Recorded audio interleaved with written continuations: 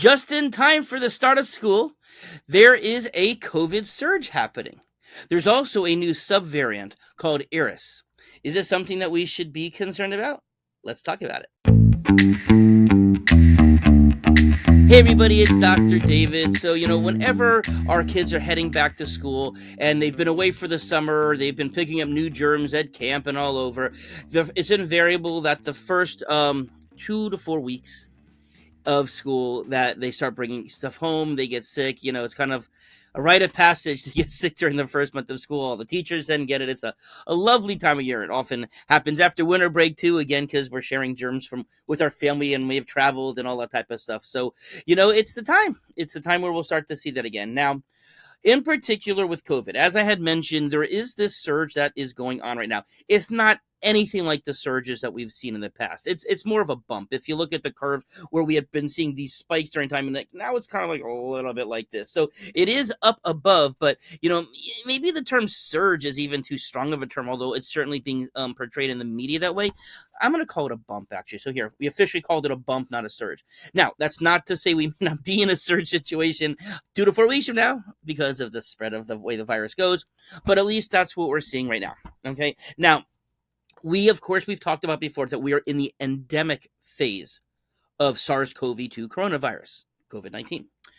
And with that, we've always talked about how there's these new variants that were popping up. We went from the original to beta to delta to Omicron and all of those. And those were very significant, those variants from one to the other.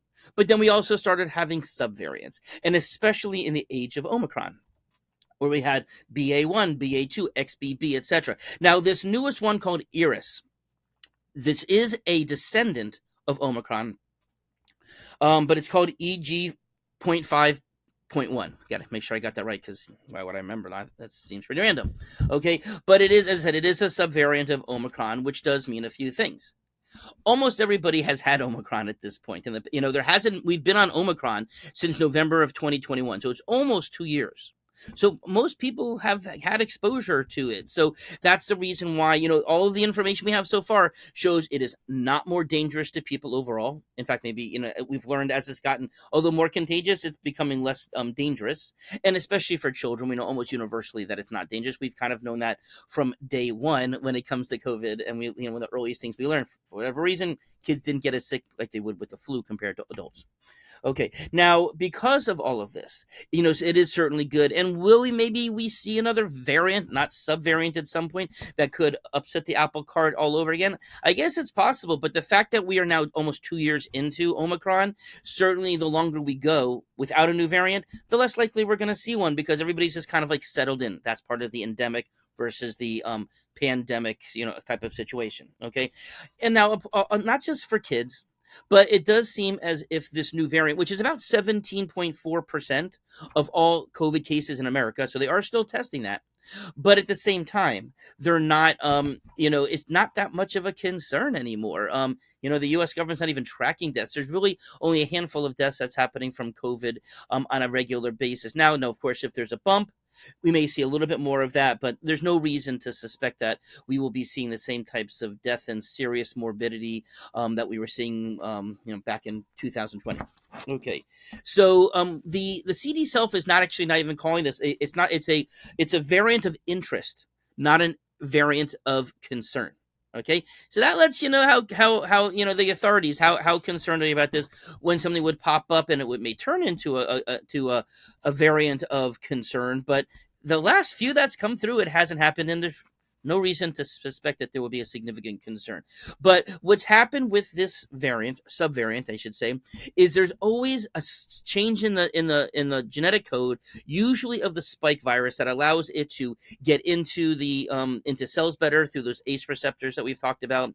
And of course, that means more immune escape, because if the antibodies that we have in our body are against the spike protein, and there's been a change in the protein sequencing of the spike, then it will not be as recognized by the immune system, even if we have previous immunity for it. Okay, so 96% of all people in America have immunity. Okay, whether it's through vaccine, whether it's through the virus itself, hybrid immunity that we've talked about as well. So again, if most people have protection, that's also the reason why it's not as damaging to people as well.